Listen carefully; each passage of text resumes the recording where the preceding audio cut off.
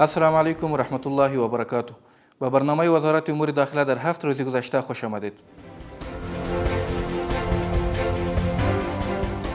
الحاج لوی پاسوال ملا عبدالحق اخوند همکار معین مبارزه با مواد مخدر وزارت امور داخله به خاطر بررسی وضعیت معتادین به ولایت‌های بلخ و کندوز سفر نموده و وضعیت معیشتی معتادین تحت تداوی را از نزدیک مورد بررسی قرار داد.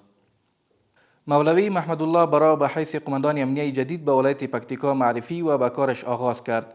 او در جریان صحبت‌های خود به مردم اطمینان داد که با تمام توان در خدمت مردم خواهد بود. نیروهای پلیس مبارزه با مواد مخدر وزارت امور داخله در ادامه روند جمع‌آوری معتادین طی چندین عملیات جداگانه 126 تن را از نقاط مختلف شهر کابل جمع‌آوری نموده و به مراکز درمانی انتقال نمودند. الحاج حافظ محمد آقا حکیم والی ولایت پنجشیر با نماینده خاص سرمنشی ملل متحد خانم رضا اوتونبایوا در مورد وضعیت حقوق بشری، تأمین امنیت، حکومتداری محلی و موارد دیگر گفتگو کرد. منصوبین مبارزه با تروریسم قماندانی امنیه ولایت هرات طی چندین عملیات یک مقدار سلاح و مهمات را از مربوطات این ولایت کشف و ضبط کردند.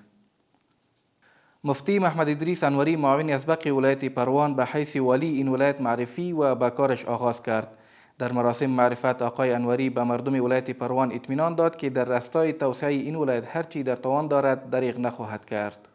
الحاج خلیفه سراج الدین حقانی سرپرست وزارت امور داخله در مراسم فراغت 261 تن مجاهدین در مرکز تربیوی پلیس در دشت توپ میدان وردک شرکت کرد.